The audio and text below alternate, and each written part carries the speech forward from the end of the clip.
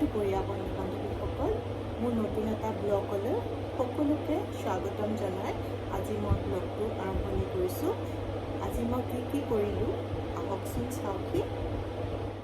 যদি মোৰ ব্লগটো চাই আপোনালোকৰ ভাল লাগে তেতিয়াহ'লে লাইক, কমেণ্ট, ছাবস্ক্ৰাইব কৰিব। এয়া মই অকণমান আগবেলা ওলাই গৈছিলোঁ সেউজীয়া পৰিৱেশৰ মাজলৈ।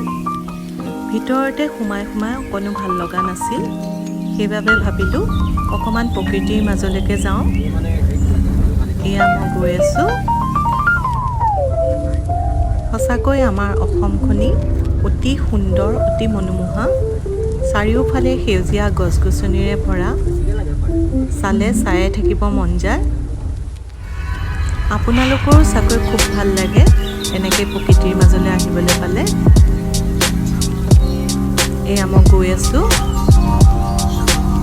দেখিছেনে দুইফালে সেউজীয়া গছ গছনিয়ে ভৰি আছে।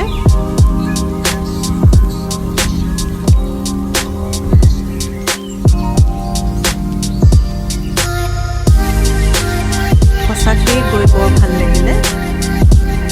এনেধৰণে আমনি লাগিলে কেতিয়াবা মই অকণমান ওলাই যাওঁ প্ৰকৃতিৰ মাজলৈ। এয়া বাগান, ৰাস্তাৰ কাষে কাষে বাগান, সেউজীয়া বাগান, সেউজীয়া পাতেৰে ভৰি আছে। আকাশত বহুত ডাৱৰ আছে। অলপ পাছত বৰষুণ দিব চাগৈ। আকাশখনি ডাৱৰে ভৰি আছে।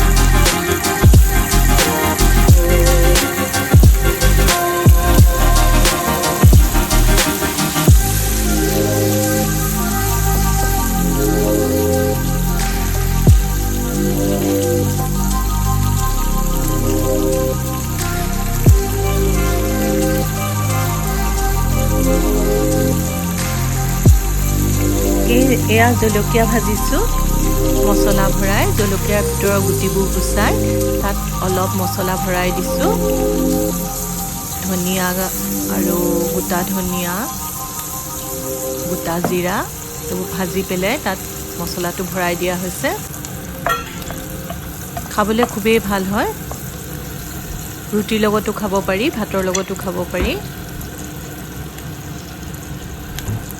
চিলি ফ্ৰাই আপোনালোকে বনোৱা নাই যদি এনেধৰণে বনাই চাবচোন, খাই নিশ্চয় ভালেই পাব।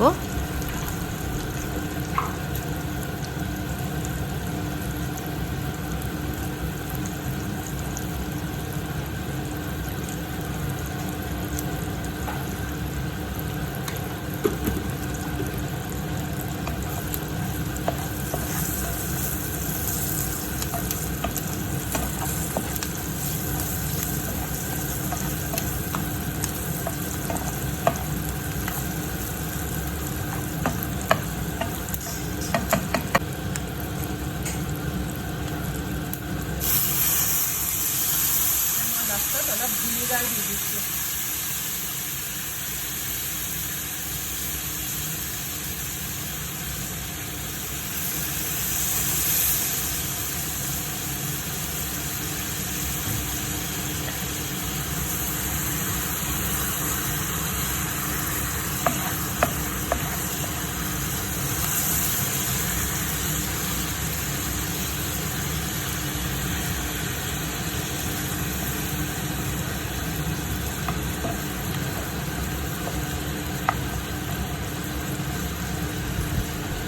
ইচ্ছা কৰিলে বটলত ভৰাই জলকীয়াখিনি থৈ পিছদিনাখনো খাব পাৰি।